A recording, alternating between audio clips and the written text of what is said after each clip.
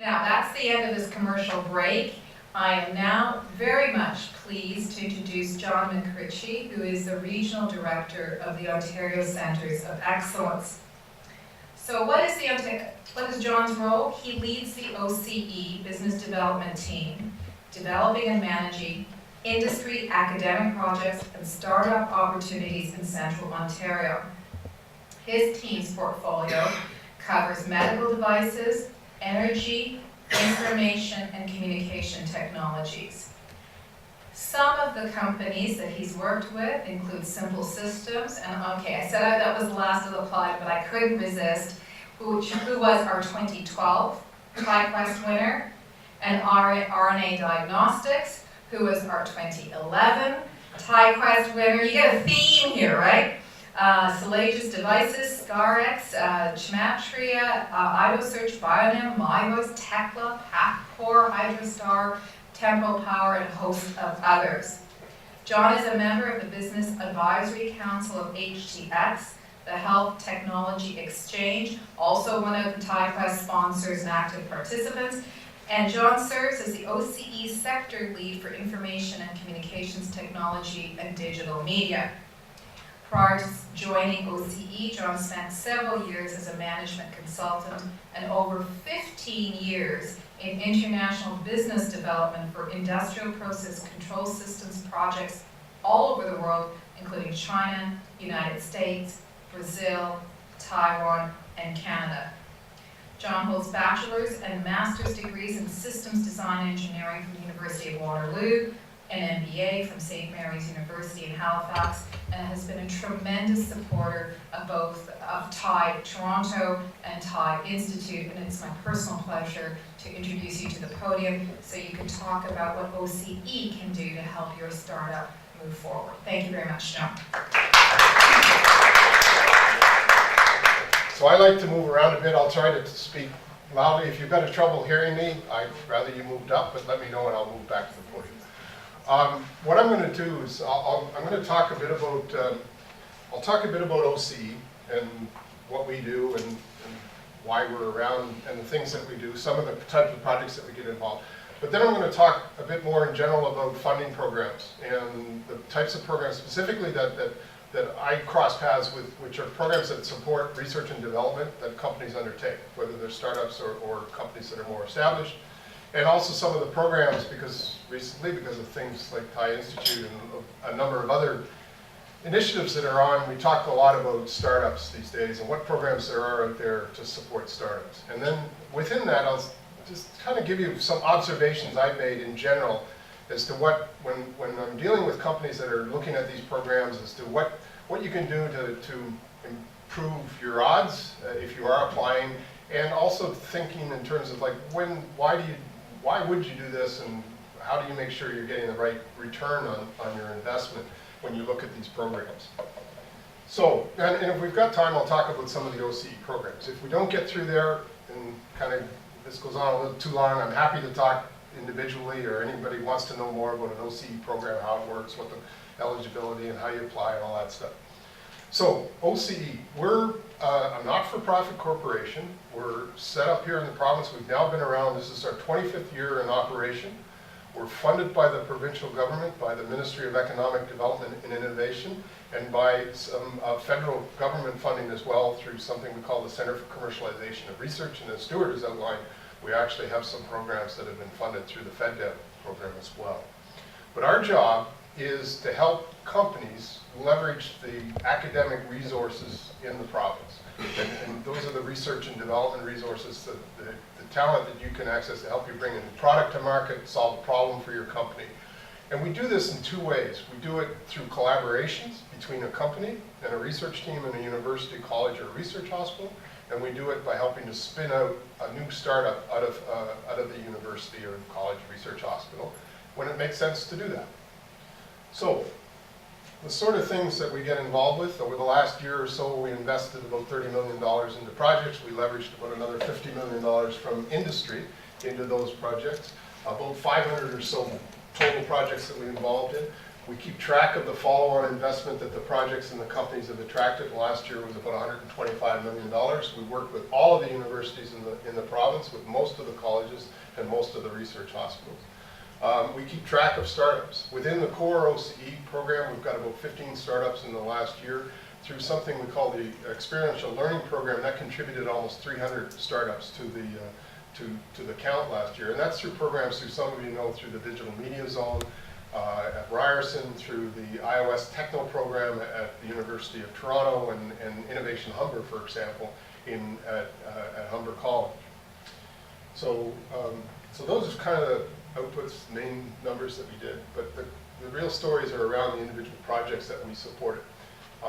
Transform Automotive is a company down in southwestern Ontario in the auto parts manufacturing business. They make parts for transmissions.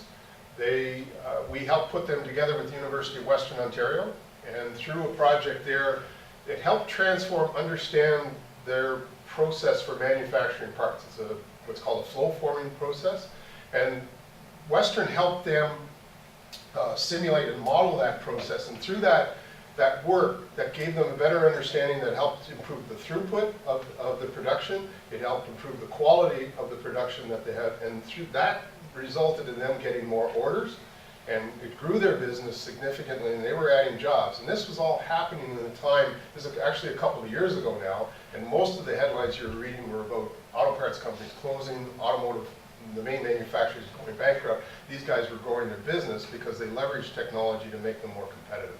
And that's the bottom line there, the outcomes, and that's what we're shooting for, is stories like this, where we can help a company really compete more effectively, win more business, and grow their business here in the province. Simple Systems.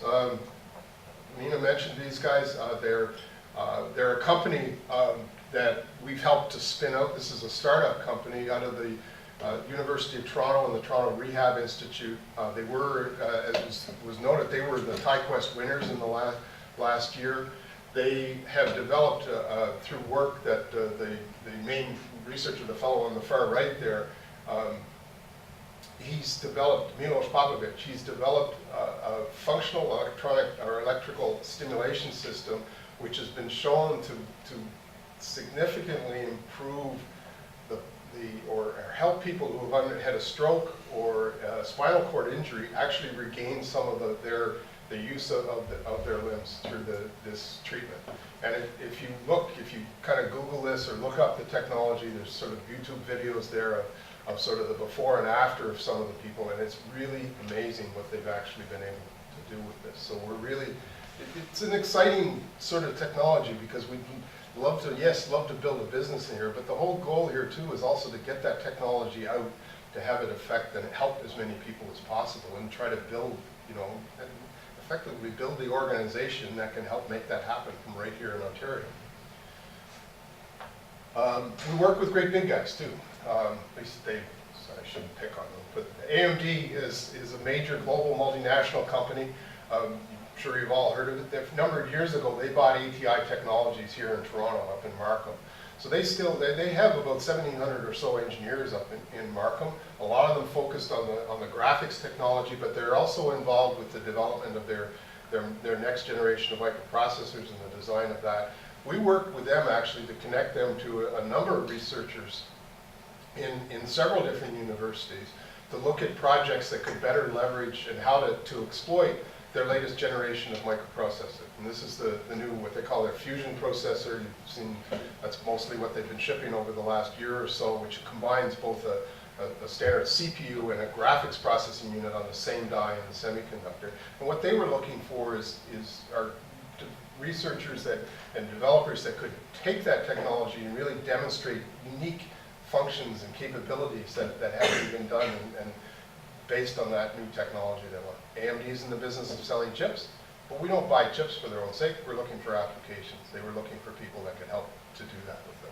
So in that case, in working with a bigger company, take a bit of a different approach. What we did was set up basically a workshop. We helped to identify, and then we invited in researchers from a number of different universities in Southern Ontario and said, hey, AMD is going to bring in some of their top people, both here from Markham and from down in the US. They're going to talk about what they're going.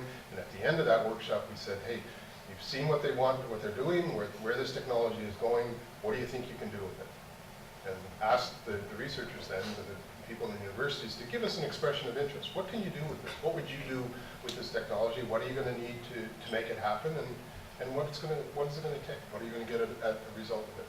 And from that, we got a number of projects that we identified, and we funded or we helped to support some of them at OCE, but we also leveraged other programs that were out there. We leveraged a lot of the NSERC programs to help to fund or co-fund those projects. We're not particularly fussy. If the project needs to happen, we'll try to find a way to make it happen. So we work, as I said, the main point is we work with any size of company, from startups to multinationals. We help to spin them off, but the goal is we always have that industry academic connection to what we're doing. I think one of the unique things that we offer, or we have that versus a lot of the other programs that are out there, is we have a dedicated business development team. People like myself and my team here in Toronto. Our job is actually to go out and help find these opportunities, help to develop them, to qualify them, to help steer them, and help them get them through the application process. When they come, when we've got startups that we're helping, we help them put their pitch together and help them to sort of set themselves up. So when they're pitching in front of the panels that we put them in front of to make the recommendation to us as to who we should fund, we get them as ready as possible, and so that they know how to do it. Hopefully some of that guidance and advice we give them is useful when they go pitch the next guy. So. We are members of what's called the Ontario Network of Excellence.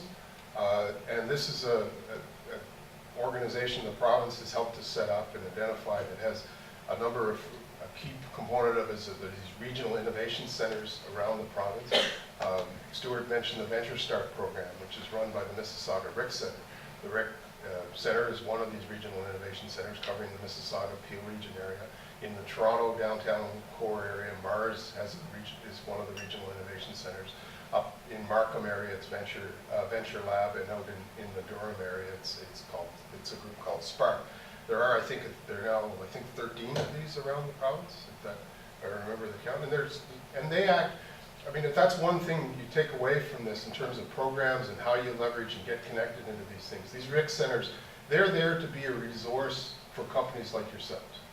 So I mean, you should be able to, identify the one that's in your area, be able to knock on their door and say, hey, this is what I'm doing. These are the issues or the challenges that I've got. Where should I go? OCE, we've got a very specific focus around industry and academic type opportunities, either connecting companies or helping to spin off companies in that area. But, as a startup, you may have much broader needs and challenges that you've got there. The RICs are there as one of the ways to act as that single point of entry to access whatever you need to get your business growing. So, Mars runs. I'm sure you've heard of them through this program or heard of them yourself. Mars runs what's called the Business Acceleration Program for the province, and that includes things like the Investment Accelerator Fund, which is a venture fund but also a lot of advisory services that they can offer to startups. When you register and get into their programs, they have, for example, a lot of great resources there for market research reports. So if you're in a business where Gartner research is useful to you, there are market research plans. As a startup, you can, if you're registered into the Mars program, you can access those research reports. I actually can't even get a hold of them. You can, because of the deal that they've made with the reporting companies. They don't want people like me who they figure could pay for it. They figure I should pay for it. But a startup, they realize you probably don't have the cash for it. So for them, it's sort of a loss leader. They get you hooked on some of their information. As you grow bigger, eventually they're going to ask you to subscribe. But that's invaluable. I know when I've worked with other startups in the past, or when I've looked at opportunities, being able to tap into some of that information, you're doing your pitch, being able to reference somebody else's report, and somebody name brand that everybody recognizes, carries a lot of weight with somebody. And it's not you saying it, you're referencing that report. So let's talk about funding programs. I'm going to look fairly specifically, so these aren't necessarily going to cover everything out there, Criteria that I'm mainly looking at is programs that support research and development. And I'm also mainly looking at, I try to keep track of programs that are broadly available. That means that they're not just a one-time thing, and they have or have just a small budget, so they aren't necessarily going to be there if you come knocking. So the way I've organized these is from the top are programs that you can access as a company on your own. You don't need to collaborate. They provide funding. They provide funding directly to you. As you go down, you're getting into programs that are probably going to ask you to collaborate with somebody else, some other group. And as you go down further, they're probably, in our case, or what I would look at, you're reaching into ones that have a further horizon on the R&D. So they're programs that they're looking at longer term. It's going to be more research driven or more academically driven. But depending on what you're doing and what you want out of it, there may be things in there that you might want to take advantage of. So at the very top, and these, like if I'm talking to a company that we haven't dealt with before, one of the things I would probably ask is whether you're accessing SHRED, Scientific Research and Experimental Development Tax Credit, and whether you've talked to or used any of the NRC IRAP programs. The reason is, with SHRED in particular, SHRED is a tax credit. I know there's some of the rules may be changing, but I think from the startup SME end, for the most part, a lot of the fundamental things are still going to be there. SHRED provides you with cash back against a percentage of the expenses you incur doing your research and development. It's also what's called an entitlement program, which means that it's there, and if you qualify for it, you get the money. It doesn't have a fixed budget. They basically will, as I said, if you qualify in that year, you get paid. Most of the other programs, each of them, stuff like ourselves, we have a fixed budget in the year. If we spend all that money in the year before the end of the year, we're done. I mean, we can't do another project until the next fiscal year. So SHRED, when you do that, have you talked to people before? Has SHRED been pitched or talked to you about that? Last year we had full session. Okay. This year very briefly it's been mentioned, but not everybody comes for the Sure. session. Okay. So SHRED is, it's run by the Canada Revenue Agency, and it will, basically the way it works, you undertake your research and development, and at the end of the year, as you file your taxes, you file a claim for a certain percentage of those expenses that are eligible. So what you have to do in order to what I would suggest you do in order to access it, become familiar with how the program works, understand what they consider eligible expenses, understand how it works. Because really, although you file your claim after you've done all your work, and you don't have to get anybody to approve it up front, they do want certain documentation. They do need you to be able to show what you've done, and they do need to be able to see it in a certain way, and they're going to want to understand your project as to whether it qualifies for what they call scientific research and experimental development. So understand what those things are up front, look at what they expect for documentation and logs or reports, and then collect that as you're doing your work. You don't want to be doing it after the fact, trying to go back and remember what you did. But the good thing with this is you can get a significant amount of money back. There are companies that will help you with the filing.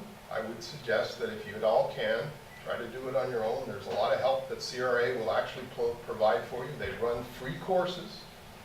You just sign up, they run them on a continuous rolling basis. They'll spend a day, they'll explain it to you. At the end of it, they'll do Q&A with you. You can talk to them about your particular opportunity. If you really still can't find the time to do it, then go deal with one of the many companies that might be able to do it. Now that may be changing, I guess, possibly in terms of because these other companies work on a contingency basis. They will take a chunk of whatever you claim, up to 25 to 35%. But 65 to 75% of something is better than of nothing. Okay? So the next one beyond that is the NRC IRAP program. IRAP is great if you're doing research and development. You access it through their industry technology advisors or industrial technology advisors. And again, what this will do is it provides funding back against the expenses some of the expenses that you incur in your project. In this case, though, you do have to get the project approved up front. You have to apply, they have to review it, and they have to say yes. And there are documentation requirements as you go through it.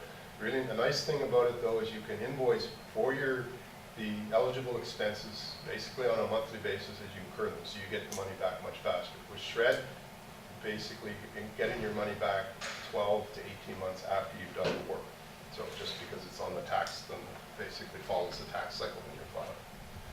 So, but the nice thing with those programs, as I pointed out with them, you're on your own, you don't need to collaborate with somebody else, you're doing your own work in there, and you can you can tap into those programs to help to fund a percentage of the R&D or reimburse you for some of the expenses that you incur.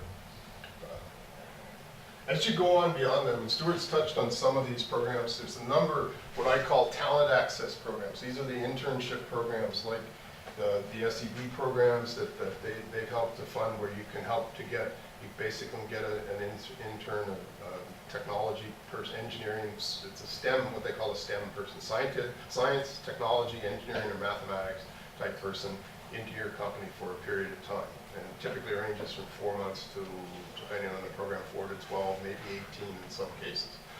And the way the programs work is the company has to contribute a percentage, and the program will kick in a certain amount of money toward that internship.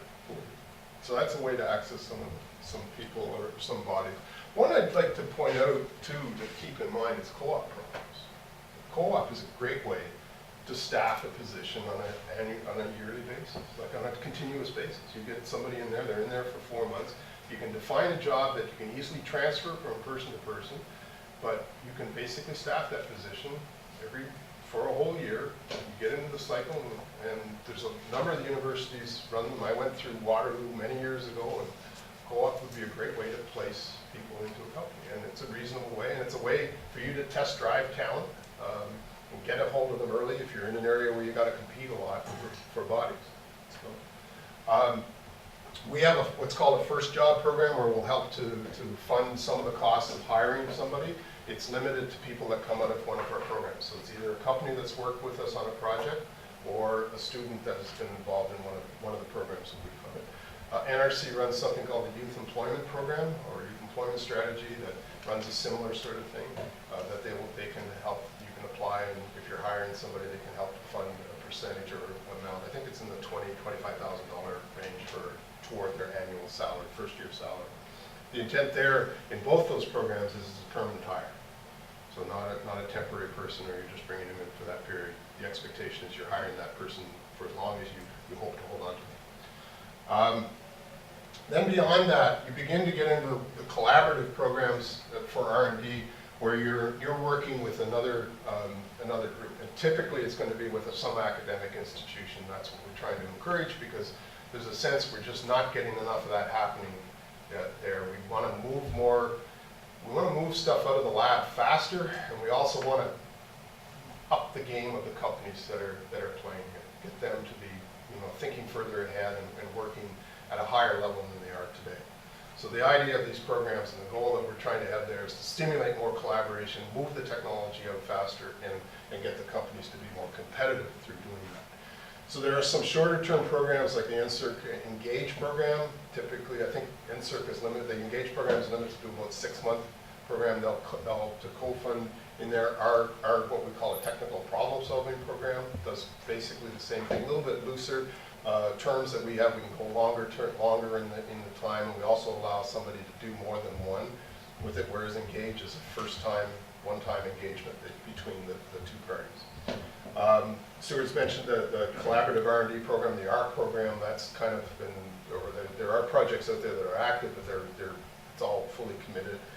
Connie, the college, has run a similar program that we've helped to fund in there. And then as you go on, we have what we call our collaborative research program, which is a longer time window, up to about 2 years, and we can contribute more money. But there's a higher expectation of more R&D or more IP, intellectual property creation out of that project than there would be on the shorter term projects. Stuart's mentioned technology development program. As he's mentioned, that one's been fully deployed, so we're not looking for new ones in there. NSERC CRD is similar to what we do with our collaborative research program. That one can actually go up to 5 years engagement between a company and a research team in a university. And then as you go down beyond that, there are programs that are more going to be driven by researchers in the academic institution. Often they're networks of multiple institutions. They can be quite large, but they're all these days required to bring companies on board into those programs. Now the company commitment into them can be relatively soft.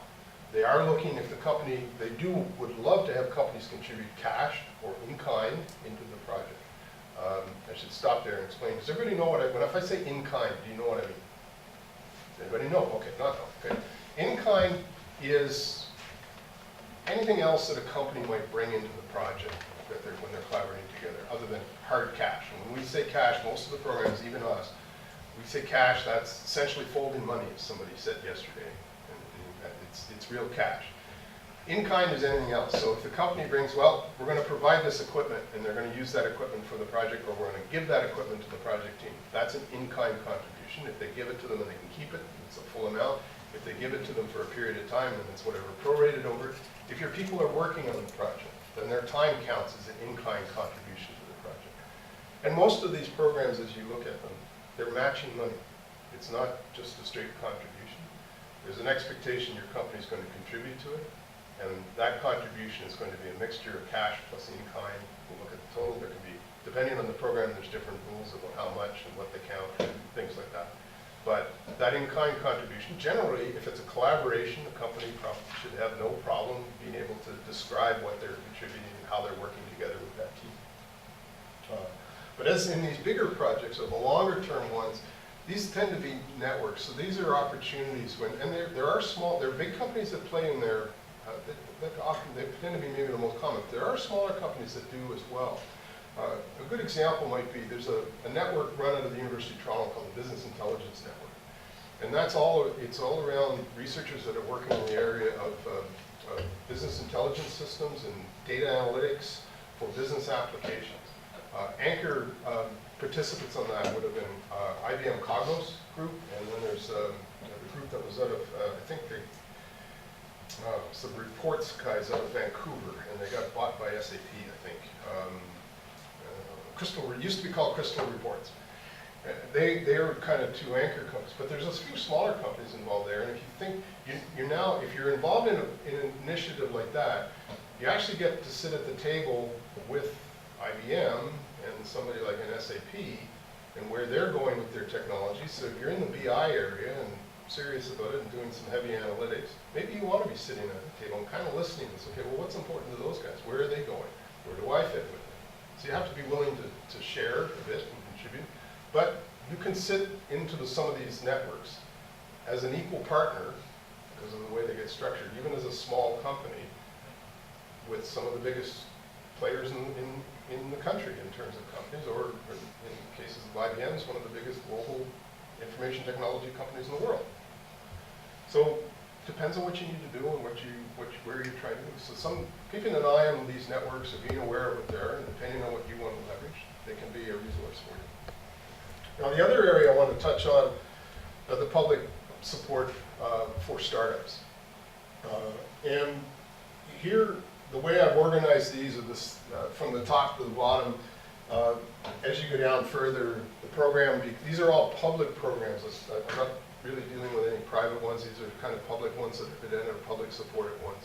But as you go down, they become increasingly like venture capital in their expectations, the amount of money, the due diligence that they do. They're, if you're not, as you go down toward the bottom, if you're not sort of VC ready, you probably aren't going to qualify for those programs. Okay? So you want to keep, even though they're a public program and they support earlier stage or startup companies, some of them are geared or very targeted to specific areas, but their expectations may still be more like a venture capital or becoming more like a VC. At the top, there's a lot of free courses and programs like this. In fact, things like TIE Institute, but there's courses run by the universities these days. There's programs, things like Entrepreneurship 101 that's run by Mars. Started off as a small program that one professor ran there, and it got too big, and then eventually she handed it off to Mars, and now I forget how many students they run through it in a year.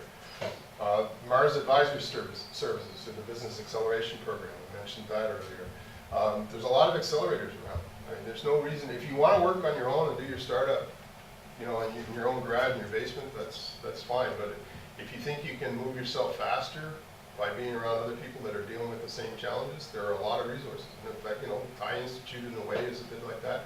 Things like the Digital Media Zone. Some of these are closed, that they're targeted at specific groups or specific institutions. They may only deal with their own students. But the Digital Media Zone, I know Bill accept applicants from outside of Ryerson. You do not have to be a Ryerson student or a Ryerson grad to become part of the digital media zone. If you think that's something that might help you move along, you want to look at it, kind of kick the tires into place. Is it going to help you do what you need to do faster? Then maybe this is an option for you.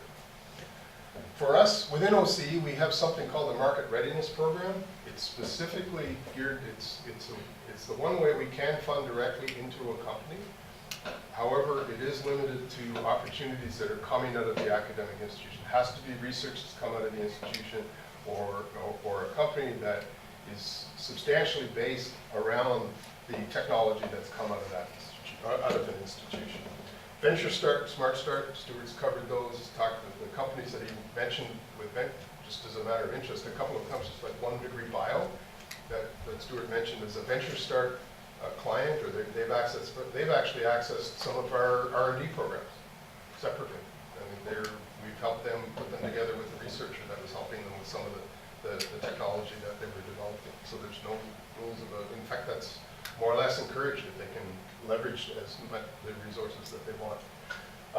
There are a number of embedded executive programs around.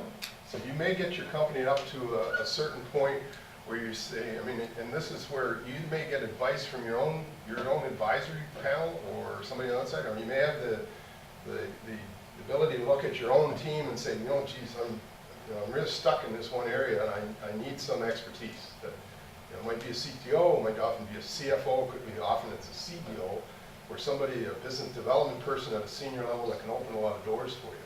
So there are several of these embedded executive programs that help to fund the cost of putting that person into your company for a period of time. So, we run one with our company, and also run through the CCR program. Mars has run one as well through the Business Accelerator program. It's another resource depending on what you need to have access to. Stuart, the IAF program is the Investment Accelerator Fund. This is where we're beginning to move into just sort of the venture area, angel investment area. IAF is basically a venture, a seed fund run by the provincial government or funded by the provincial government. Their due diligence is not going to be much different than what you're going to face when you begin to deal with a venture capitalist or a sophisticated angel investor or an angel group. They also expect to take a certain amount of equity and or some sort of a debenture return. At that stage, you're really beginning to look at an investment that you're not getting the money for free. I'll come back to that idea of free money in a few minutes. The IBI program, Stuart mentioned, the Prosperity Initiative, but then the Emerging Technologies Fund is another co-investment fund that will top up or help to, it will help more against a VC level of investment, where if an additional money is necessary, that might help to put the whole package and complete the syndication of the deal that's run by the province. And the Innovation Demonstration Fund,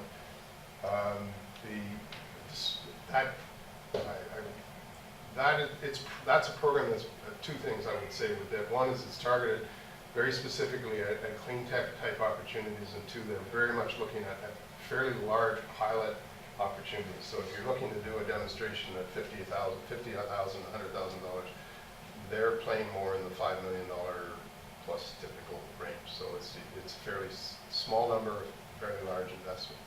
So now that brings me to some of the observations and tips that I would offer. First thing I would say to anybody, because I'll get these phone calls. Somebody's been working on it in their basement 5 years, sweated it all out, got the greatest ideas, never told anybody else about it, won't tell me exactly what they've done, and they run out of money, and now they're talking to me looking for money.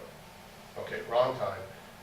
I can't, first of all, wrong place to call. I can't fund it because I'm not allowed to. I don't have a mandate to do that.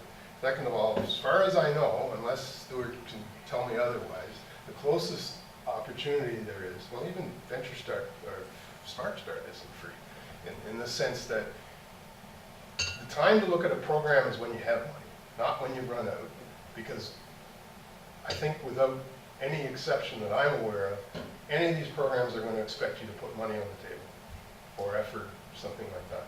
Even SHRED and IRAP. SHRED you got to spend the money for a year before you get it back. So you're going to have cash. So you want to live, the whole idea of any of these programs, and the way you want to look at it is, I got a certain amount of money, or I'm going to talk to an investor, whether it's yourself or your uncle or your grandmother or somebody more sophisticated. Programs are a way to stretch that dollar.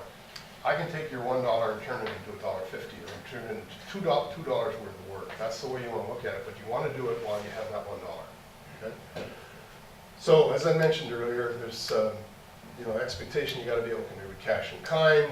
Some of the money comes in strings. It might come in as loans. A lot of them are success-based, so you got to look at it and say, yeah, okay, it's a loan, but geez, if I'm that successful, I'll be happy to pay it back because it got me to the point that makes a difference. There may be some other sort of reimbursement, and some of them may want a bit of equity if you get to a certain stage. So look for the money when you've got it, not when you run it. That's sort of point number one. As somebody a number of years ago when I first started looking at this and did a roundtable with a guy who called it a lot of 50-cent dollars. In order to get that dollar, you need to be able to put 50 cents on the table. So keep that in mind as you look at it. Second of all, any of these programs take work. This fellow that asked a question earlier in the evening mentioned about the FedDev programs, about documentation reporting. Guaranteed, we're running these programs. Somebody is asking us to tell them how well is the money being spent? Is it being spent wisely? Are we making the decisions appropriately? Are we doing it at arm's length? I mean, we can't make decisions internally at OCE about funding for anything over $25,000. We have to go outside for advice on that decision. We have a panel that we bring in to advise us so that it doesn't look like we're just feeding our own turf in here. So, it's going to take work to apply. So you want to take a good look at what that is. You do want to look at the programs and does it fit? Find the program. Does it fit to what you need to do? Does it deliver what you want? What's the timing for it? I mean, how quickly? I mean, for us, certain programs, the smaller programs, actually anything will take an application at any time, but on the bigger ones, we only evaluate them 4 times a year. So make sure timing fits, though don't miss one, and then, Josh, you can wait 5 months for a decision. There's going to be reporting required, guaranteed. You're going to report to us and how you've done. We try to ask questions that make sense, and sometimes we get asked to provide information that may or may not make sense, but we got to do it. We try to minimize it, but we still have to do it. And think about it from a taxpayer perspective. This is taxpayers' dollars we're spending. We have a duty to make sure that they're being spent wisely and you're not jetting off that Tahiti. Mind you, if you had a project and a customer in Tahiti, I would be up there saying that, yeah, we should fund you to go to Tahiti. So, but the single most valuable thing you have is your time. Okay, that's the one thing you have in the startup. So do look at the programs and what effort it's going to take, and applying for the program, qualifying for it, getting through it, whatever. Is that the best ROI on your time? I do have people come knocking on my door, and I've run into them at different events, and then after a while I begin to think, geez, I mean, wouldn't you be better off talking to customers than me, and people like me all the time? I can only take you so far. So think about that as you're going through. And last thing with it is go beyond the website. We all have websites, talk about the program, and things like that. But ultimately, there's people that make the decisions about how these things get funded. So I'm not suggesting that we're careful about not playing favorites and doing things like that, and that's not the game. It does make sense, though, to get a hold of the people that are involved. Most of us are in a position for most programs these days. There's somebody there whose job is to try to help you understand how it works. Whether you qualify. Take the time to do that. Try to understand some of the things that are more subtle about what's going on with the program. Look at what they've actually funded. You know, the guidelines on the website may say one thing. Like if you read the guidelines for IDF, Investment Demonstration Fund, you might think, oh, this is great. Wow, I should be able to qualify for that. But actually go look at what they've actually funded.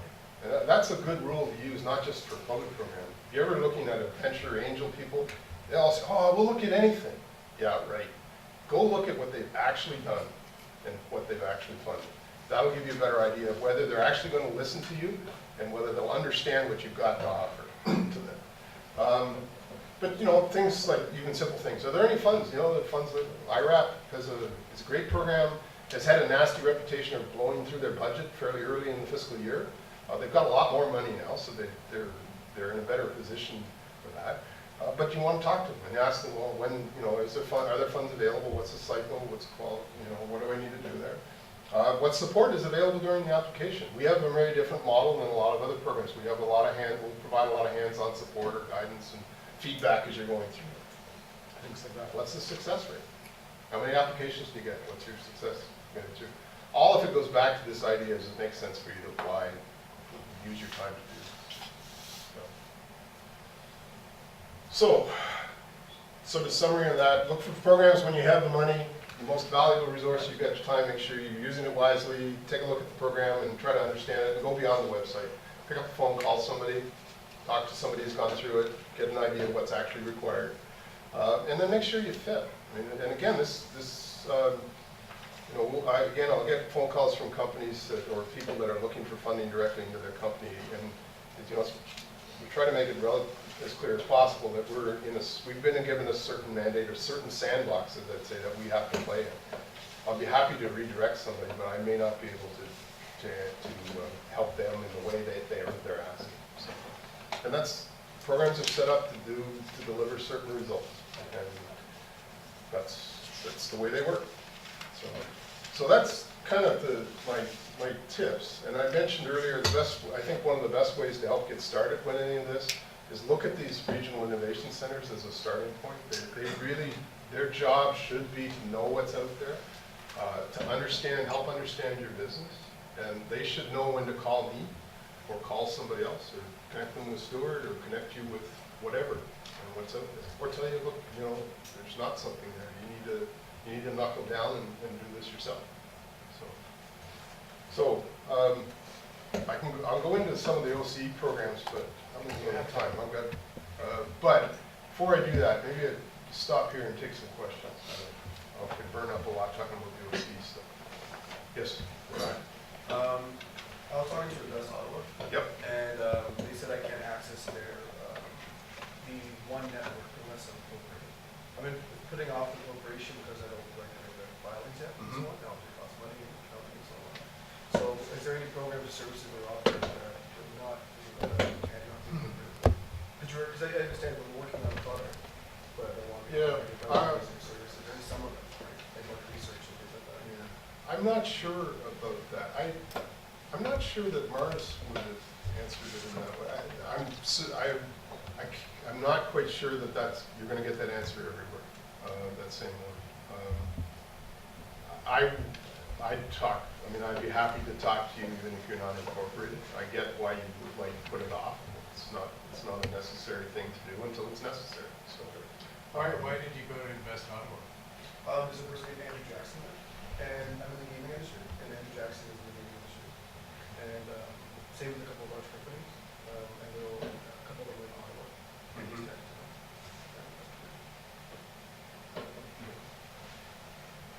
Well, I think then the next thing to do might be to try to,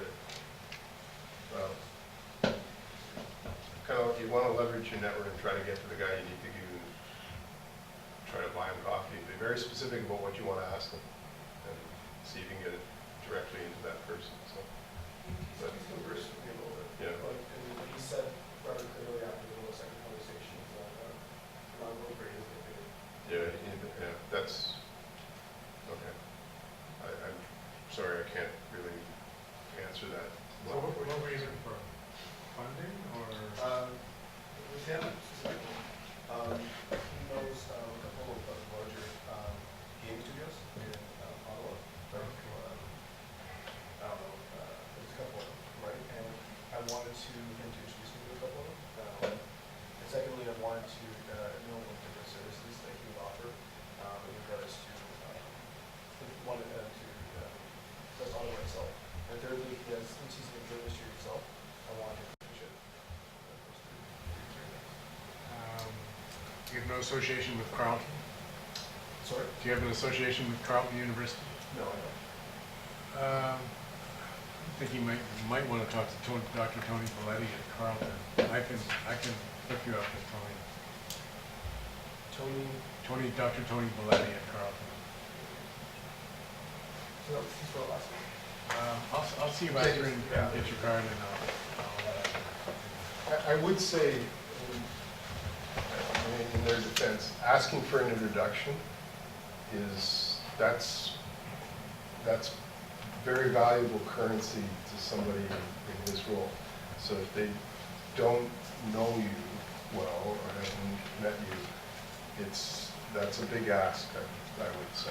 Okay. So it may be partly you just have to get to the point of credibility, and it may well be he's making, these guys get a lot of calls, and he may be, a very simple filter would be say, oh, you're not incorporated. But part of what you need, I'm not putting words in his mouth, but a lot of the game that you're playing or the job you've got is establishing credibility with any of these guys. So a simple test is when you're not incorporated. Okay, well, I get lots of people who want to meet these companies, so that's filter. But frankly, I'll bet there'd be another bar if you were incorporated.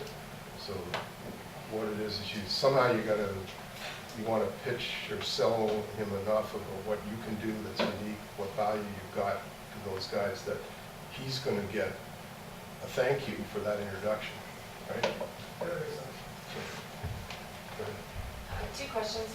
I'm just wondering, do you have a mandate to end at a certain time as well, like FedDev does? Like, do you end in 2014, or do you just continue? Do you continue? Yeah, always an interesting question in our jobs. Those of us who are dependent on that paycheck.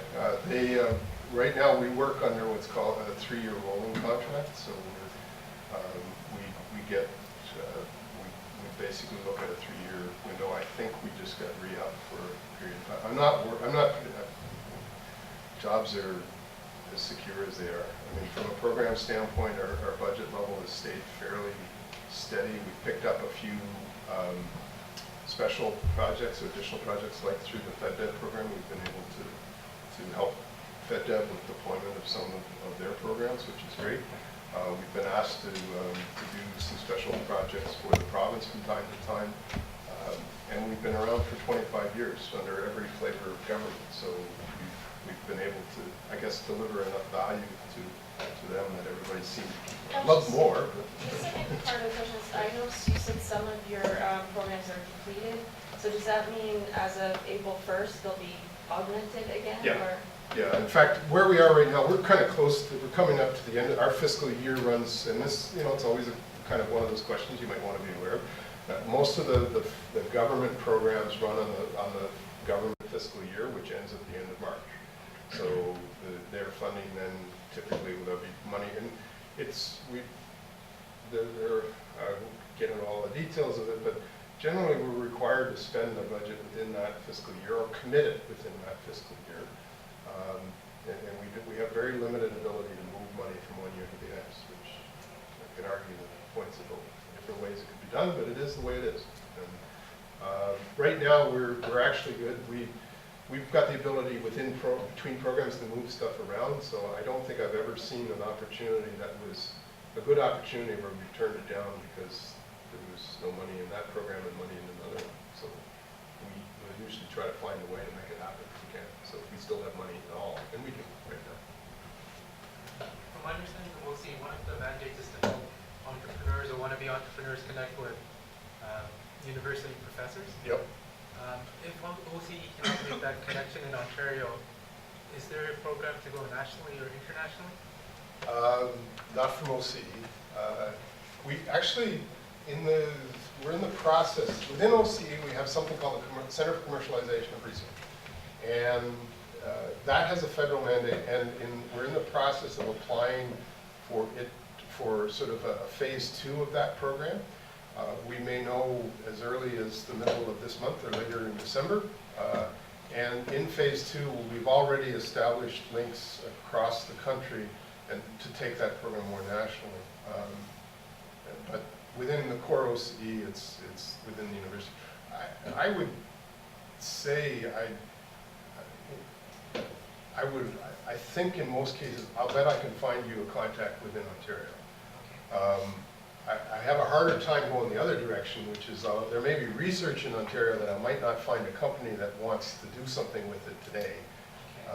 But for the most part, I can probably find that. Probably you'll prove me wrong, but Thank you. okay. Any more questions? Any more questions, or how are we doing on time? Do you want to wrap it up, or, okay?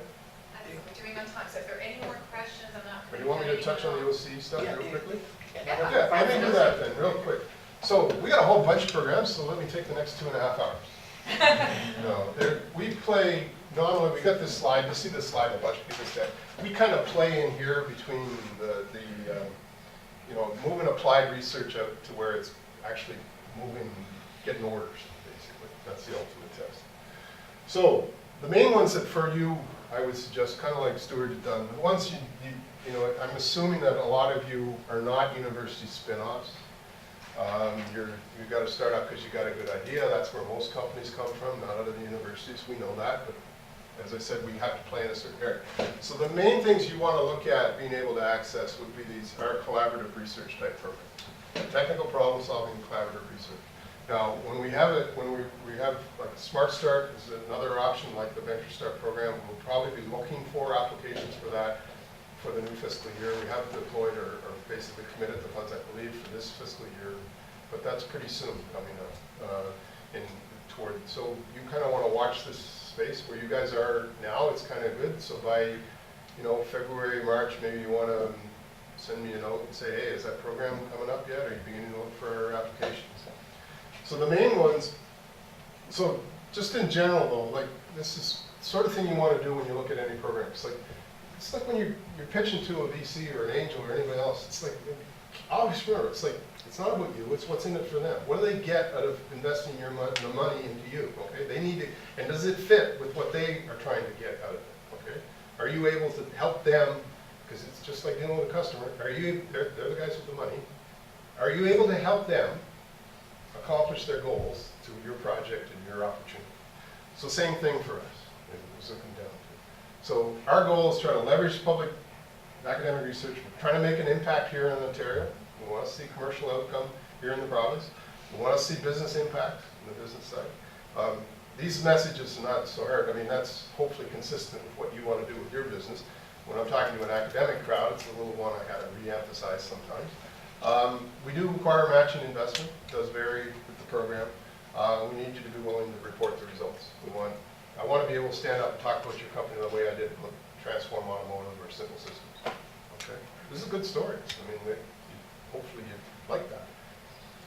All the programs we take applications at any time. We do review the ones under 25K every month. Anything over 25K about every 6 weeks, and then the bigger collaborative research programs about 3 to 4 times a year. Anything over $25,000, we're going to send it out for external review. And we will also then put it in front of an external panel that looks at a cluster or a group of projects at one time. And they kind of give us a thumbs up, down, in between, or maybe not yet, or conditional sort of whatever answer. We're looking for customer pull. We want to see some indication that there's an opportunity, business opportunity here. So it's, this one thing, sort of the one knot I have in here. The only thing we can invest, we can't put money directly into a company. So if you're looking for cash into your business, I can only do that if it's coming out of the university, if it's a startup out of the university. And that, it's not a critique of your business or its opportunity, it's just, that's the sandbox I have to live in. So, and the collaborative projects, the funding flows to the project and it has to flow to the academic institution, and the contribution that the company makes also flows to the institution, okay, if you're cash contribution. Technical problem solving, its name really says it all for the most part. That's what it's supposed to be. The company's got a problem, they want to work with a researcher to help solve the problem. Short-term engagement, anywhere from 3 months to 18, roughly. Maximum $25,000 from us. The company's got to be able to put about 25% of that, and an additional 25% in cash. So if we put in 25, it's about $6,200 they put in, and the balance of it can be in-kind contribution to the project. So, collaborative research, I touched on these. These are longer-term projects, up to 24 months. Maximum $200,000, $100,000 per year for those 2 years that OCE can contribute. Company's got to be able to match at least 50% of that with cash. So if you want 200K, you got to be able to put 100 on the table. The balance of it in-kind contribution. So we look at those about 4 times a year. Market readiness is a program that we do use, and there are ways that companies, even if they're not directly a spin-out, might access market readiness. If there's a licensing opportunity that you're looking to acquire a technology from a university, or if you work with us on one of these other programs like TPS or collaborative research, where something significant has been developed that you want to adopt into the company. And we may be able then use market readiness to help support that adoption or movement into the company. If you are a startup, we do that. This is done. Market readiness, I think, is great because we have a lot of flexibility in the sort of things we can fund with the program. It starts off. I like to do it with my team. I usually advise them. I like to start off with a smaller investment to test out the team, test out the opportunity to, and use that as allowing them to establish credibility with us, because the next stage they're going to have to do it in front of external panel, external review. Having that first project under their belt helps them establish themselves, and then they can go. In fact, under market readiness, they can access up to $625,000 or $625 or $650. It's over $600,000 in stages there, that potentially the company. Once we trip over $100,000 cumulative investment, we do look for a promissory note of 1% of the equity in the company, and that's just to maintain a thread into that company beyond that. So, in the largest investment that we can make is $250,000. That has to be matched dollar to dollar in cash. And typically, what we see those investments is when there's an angel at the table or another investors at the table, and we're kind of helping extend or leverage up that investment. Simple systems.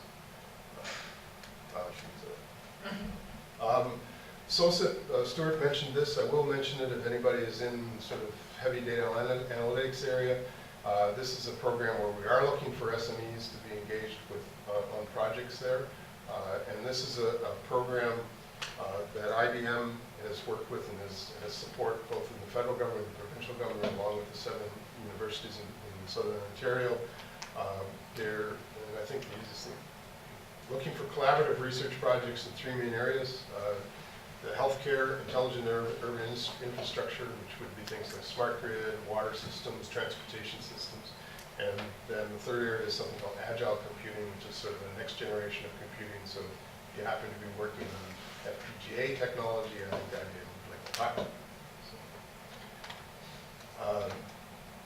There is supporting infrastructure. They now have the fastest computer in the country now is the Blue Gene Q system that's been installed up, it's run by the University of Toronto, but the location is actually up in the York region where they have the site, because they couldn't get enough power downtown to run that installation, not just for the Blue Gene, which is relatively efficient.